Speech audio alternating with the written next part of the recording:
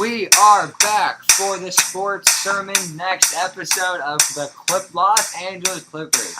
What's next for them? It's Dylan's favorite team, so you know he's here along with Dan Majors, our special teams guru for football, and now definitely a good person to have for the Clippers. What's next? And don't forget D3 star John Majors in the house to help break down what's next for the Los Angeles Clippers. So, let's get into it right away.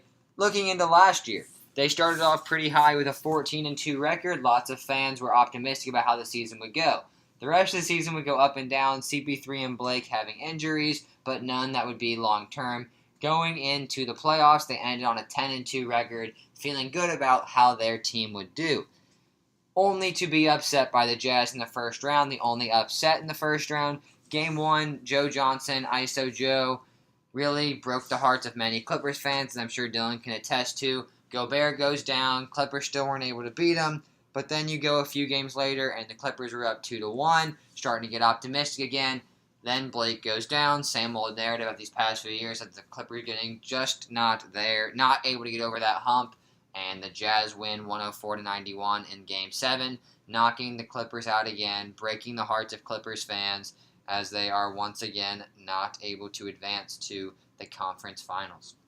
Yeah, definitely just a weird injury-riddled season for the Clippers. Besides the good start and good end, just a 500 record in the middle due to the injuries of Chris Paul and Blake Griffin. And definitely the series was a weird one. Obviously the Clippers thinking they're going to win it easily once Rudy Gobert goes down, but then the tides turn and Blake goes down. Clippers lose in the first round. All right.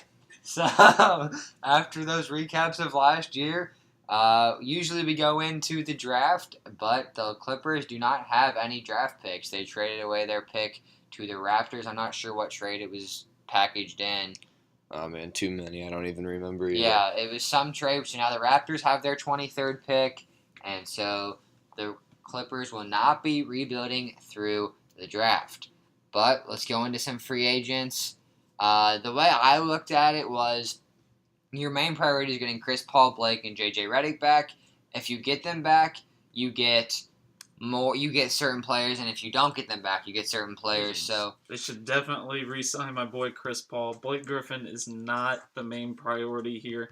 He could be some good trade bait if they really needed it, but Chris Paul is the main piece of the puzzle for this Clippers team to get back into that conversation of a championship contender, because right now they are not. Okay, but if you sign Chris Paul and not Blake, then you're worse than you are, and it's not like they were doing anything last year. So, then what do you do? Like, if you just sign Chris Paul and you're like, Blake's not a priority, then you just let your first pick in the draft in 2008, 2009, walk away for free, and now you've just got Chris Paul signed to a max deal, DeAndre signed to a big deal, but then nothing to help him. I think you can do a sign and trade here. He'd be great trade bait, obviously. Celtics said they need some pieces. Why not get the number 1 overall pick there? All right. I just don't think that's in the Clippers timeline. I think you have to re-sign both Chris Paul and Blake. Blake, obviously an important piece, and the Clippers aren't going to be able to do anything without him unless they somehow traded for Melo, which we will talk about later. But free agents, that makes sense. If they do re-sign Chris Paul and Blake, I think some minimum guys, they really will not have any cap space left after re-signing Chris Paul and Blake Griffin. So just guys like Aaron Brooks, Tony Allen, Gerald Green, Nene are all guys that could fit on the Clippers, possibly for a minimum deal, and could help them with some bench depth next season. Yeah, so like I said, I separated it into, if you get them back with Chris Paul, Blake, and JJ Redick, then I think you look at the 4 scrubs that are free agents for the Clippers, which are Raymond Felton, Brandon Bass. Okay, sorry. Less than good bench players with Raymond Felton, Brandon Bass, Mo Spates, and Allen Anderson. I think a nice, cheap replacement for Raymond Felton would be Tyler Ennis. A younger player would be great. Exactly. And Ennis, we talked about him on multiple teams. Once Ennis came to the Lakers, you could see that if he just gets his shooting down, he's got potential to be a good point guard off the bench. And so I think that'd be a good fit for the Clippers, just having Ennis move to the other locker room. And then for a replacement for Brandon Bass, I think someone like Willie Reed had a nice little year for Miami to replace Mo Spates. And if you can afford him, someone like Jonas Urekbo is able to kind of do the same thing Spates did with shooting, but not much else. And then to replace Allen Anderson for some garbage time minutes would be Justin Holiday having a decent year with the Knicks. Dan, what do you do if you keep Chris Paul? I think you got to target guys like Andre Iguodala, Ben McLemore, Zach Randolph. Where are they going to find that money? Yeah, the Clippers are going to have if they sign zero CP3 and money Blake, left. they're going to have like $2. Like, hey, you want to come play for a McDonald's salary? All right, my You bad. can get a McDonald's All-American. I didn't hear your question. I was assuming they didn't get Chris Paul back. Sorry, yeah, if they get Chris Paul back. Okay, well, They if will they not get get Chris him back. Paul back, then you need to trade into the draft or do something like that. Have to get younger because, you're most likely not going to get out of the second round. How in the high do you think they future. should trade up? I mean, you got to get... Like, do you at think it's least- worth trading someone like Blake to get the first overall pick, or do you think someone like re-sign Redick and get up to like mid-teens type thing? Well, I mean, if you get Chris Paul back, then I think you don't need to get into the high first round. You think like So, 20s, 30s type yeah. thing? Okay. Okay, so then I went, if you lose CP3, then I think the biggest hole is obviously point guard. So I would go Drew Holiday, Kyle Lowry, or Derrick Rose. I mean, I don't think any Clipper fan wants Derrick Rose to come destroy their franchise. I think they have enough injury-plagued players in their franchise. But I think if you can get Blake, you get JJ Redick, but can't sign CP3 because he goes to San Antonio like it's rumored, then you've got to find a point guard because it's not like you can sign Blake, DeAndre, and JJ to big contracts and go, hey, we're going to tank now. So thanks for taking 3/4 of our salary cap.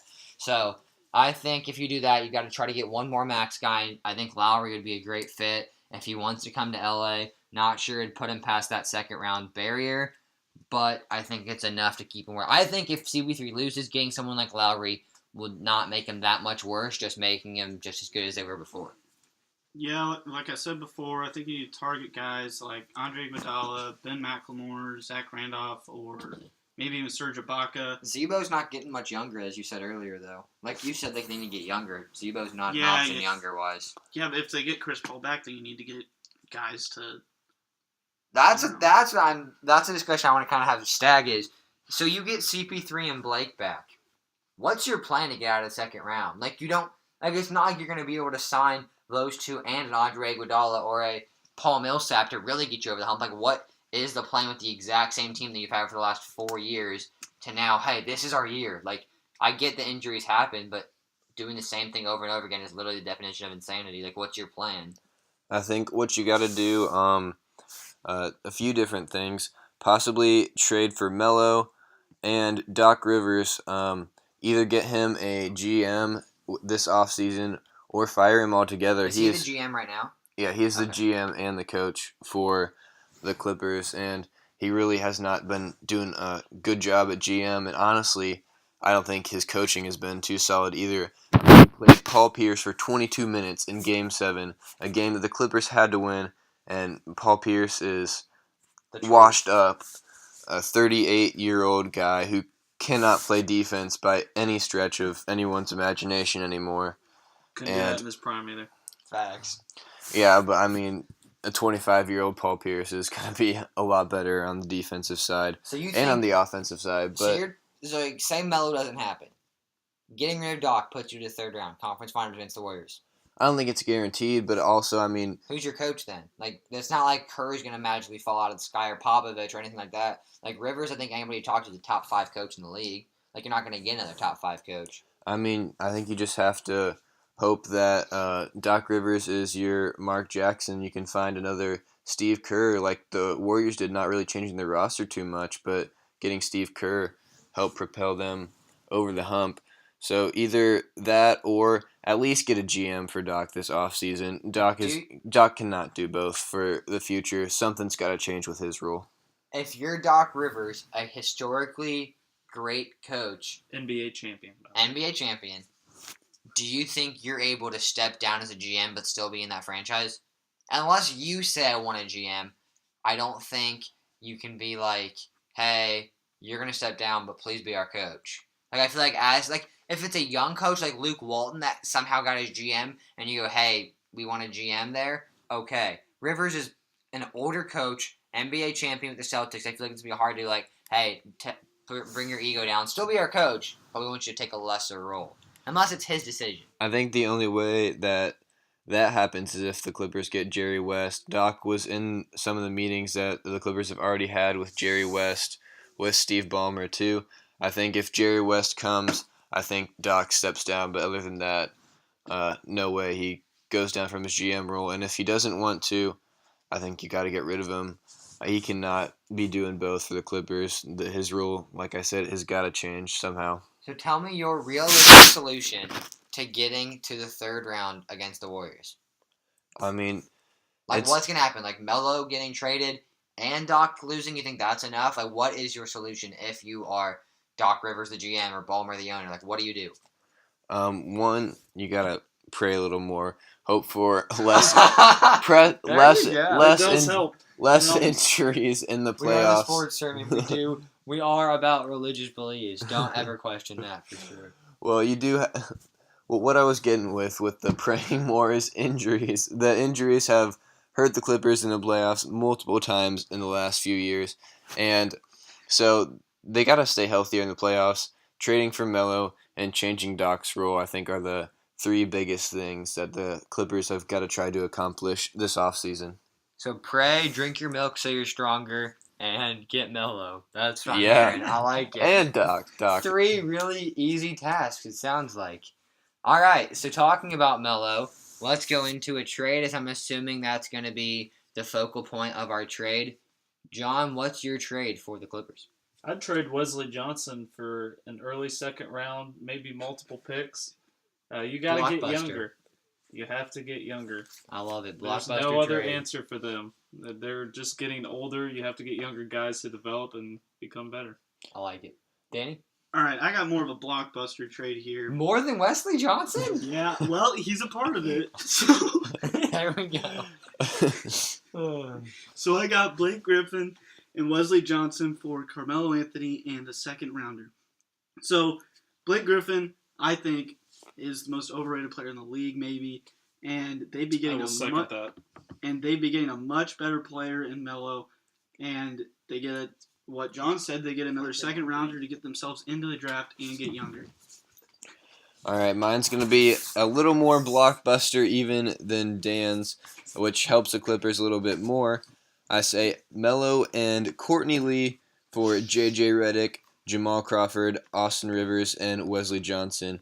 J.J. Redick going to the Knicks on a sign-in trade. I think they get a little bit desperate to trade Carmelo Anthony because he does have the no-trade clause, and not many teams will trade for him. The Knicks get two solid pieces in Austin Rivers and J.J. Redick. Jamal Crawford only has one more guaranteed year on his contract, and the Clippers can get Carmelo Anthony without giving up CP3, Blake, or DeAndre Jordan.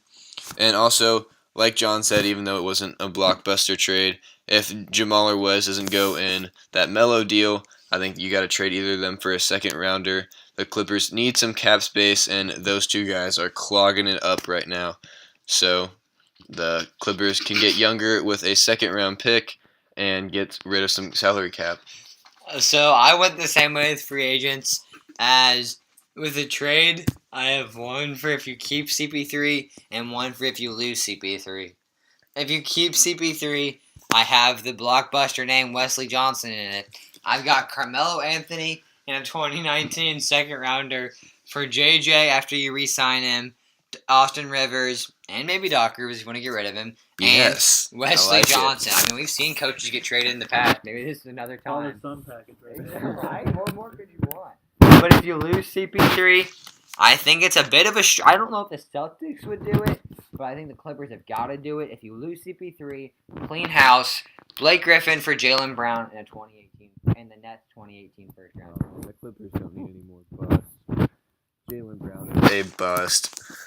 I mean, he was still the third pick in the draft, and he's had 1 year, and he played fine in Boston. I wouldn't go as far to say he's a bust. Like, I think you've got to take him. You want Blake Griffin to waste his career in LA and then leave in free agency the next in 5 more years. Like you're going to see it with Anthony Davis. You saw it with Kevin Love. Like guys are going to leave if they just waste their career in a city. And if you get rid of CP3, Blake Griffin is wasting his time in Los Angeles unless he comes to the other locker room in Los Angeles, which we'd love to have you, by the way, Blake. Since you're probably listening, come to the Lakers. Yeah, I don't think Blake Griffin really heard that, but Don't worry, he did.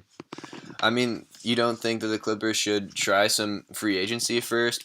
Try and get one of those top-tier point guards like Kyle Lowry or Drew Holiday? You don't think that would be a attractive destination for a top-tier point guard to play with Blake Griffin and DeAndre Jordan? No, I wouldn't come. I guess if I lose CP3, then I don't know. Like I just like logically, like just like from the Clippers front office, if you lose CP3, clean house. You're not gonna get any farther than without a.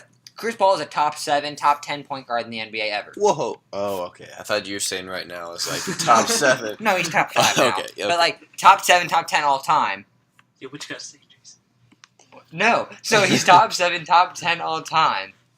What are you gonna do with Drew Holiday? It's like, oh, now we're gonna get to the third round. Now we're gonna get to the finals. Like, I don't know. I just like there's no point of wasting your time.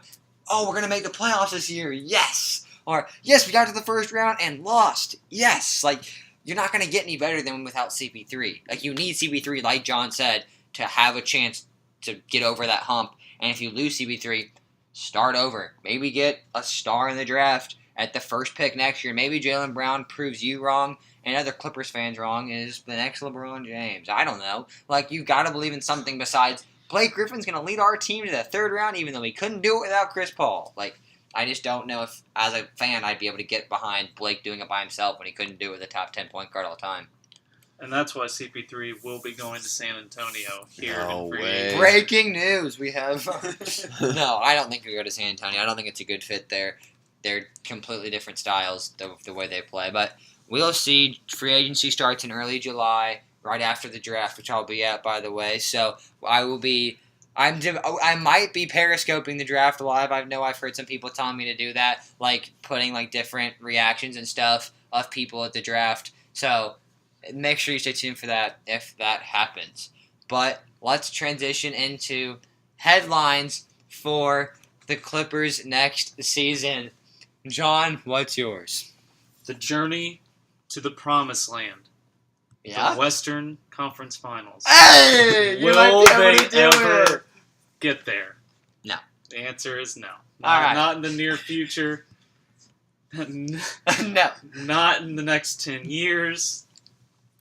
It's going to be a while. Yeah, it is. Dylan, They have a lot of work. what did you say to that? Mine's going to be overpay to underachieve with a question mark at the end. The Clippers have a lot of questions this offseason to answer. Will they get CP3 back? Will Blake come back? And will they overpay them just to not get to the Western Conference Finals again? We'll have to see this offseason. A lot of questions for the Los Angeles Clippers. Mine's kind of from a Lakers perspective. It's just Of course it is. It always is. the third round's pretty nice. That's all I gotta say. I mean, I thought we were doing what's next for the Clippers, not what's in the past. All right, I'll say the same thing John did. It's not gonna happen in the next 10 years. You've got the Warriors clogging up the next 6, and then the next 4 will be the Timberwolves or somebody that will not be letting the Clippers. I don't think the Clippers will do it in the next 10 to 15 years, and that's why I just want to let you know the third round is fun, and hopefully you guys get there someday. Danny? All right, mine is the worst franchise ever.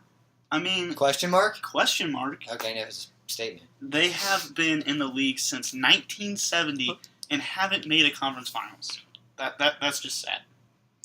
I mean, again, I thought we were talking about what's next for the Clippers, not what happened in the past. Speaking of what happened in the past, let's go to our top 5 and go to the top 5 worst franchises in the NBA. Dan, what's your number 5? 5, I've got the Kings. They made the Western Conference Finals once and had a It couple. was rigged, by the way. It was not. Don't say that about Yes, Shaq and it Kobe. was. Don't say that. The Don't say that. NBA Don't say it. Don't say it's might rigged. be rigged. Oh my gosh, unbelievable. Thank you. That conference finals was rigged. Don't say that. Go. Right, yeah, but made the conference finals once and then had a couple good teams, but nothing great. Yeah, I mean, it's Chris Webber, Vlade Divac. Yeah. Mike Bibby was good there for a few years. I'm trying to Peja Stojakovic, great player. So yeah, it was really just Chris Webber and some other notable names, but nothing special there for the Kings. I've also got them at my 5. Minnesota Timberwolves, number 5. They might have a good stretch here in the future, but their past has been historically bad. All about the past in this segment. Oh, yeah.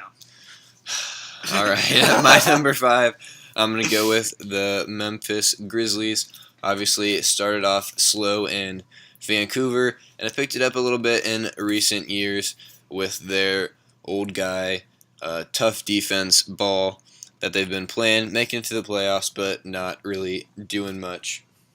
Yeah, at my number 4, I've got the Grizzlies you just talked about. Started off with some Mike Bibby in their expansion draft, and then kind of transitioned to the most boring team of all time, with it's just Marcus Saul, Zach Randolph, and Mike Conley doing enough to get the 7, 6, 5 seed, and then that's kind of where the story ends. So, yeah, Grizzlies never really get much success, but they're a young franchise, so I think it's a little too early to judge them.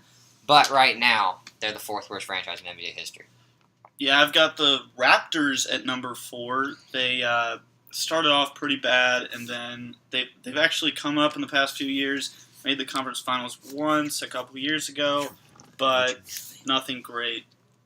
I have the Kings at number 4, and their future is going to be about the same as their history, not very bright.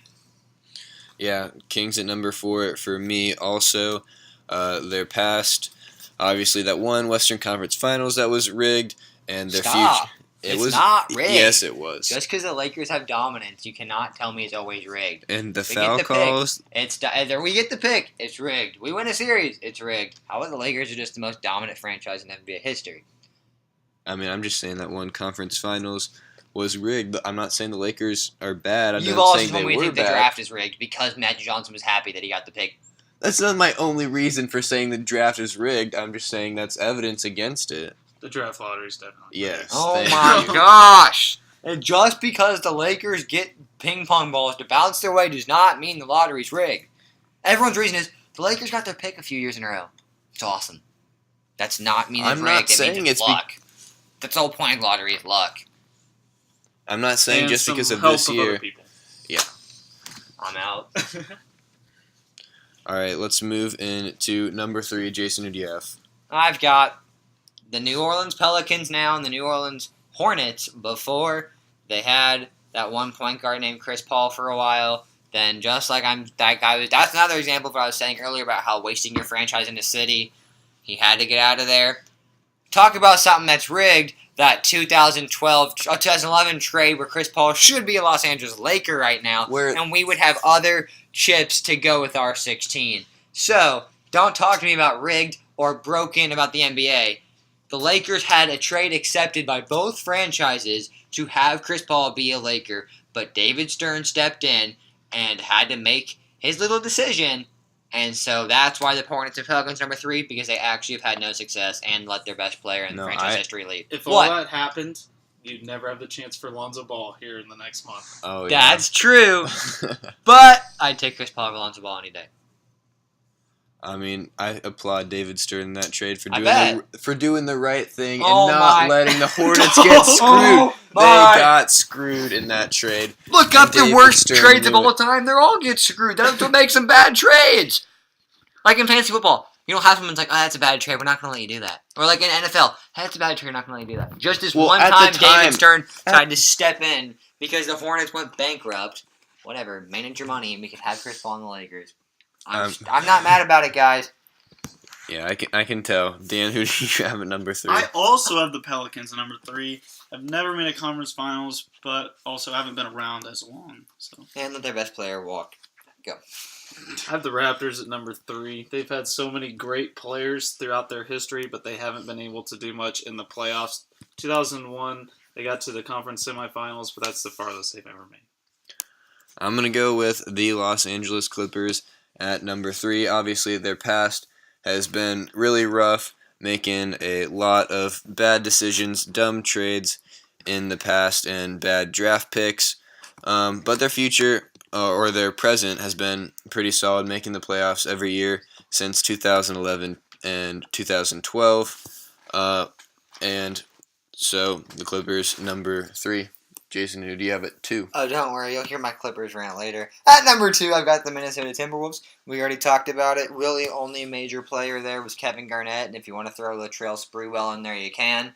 But Kevin Garnett, their future is looking very bright. But we kind of flipped from this being a future segment to being a past segment. So in the past, of course the it Timberwolves is.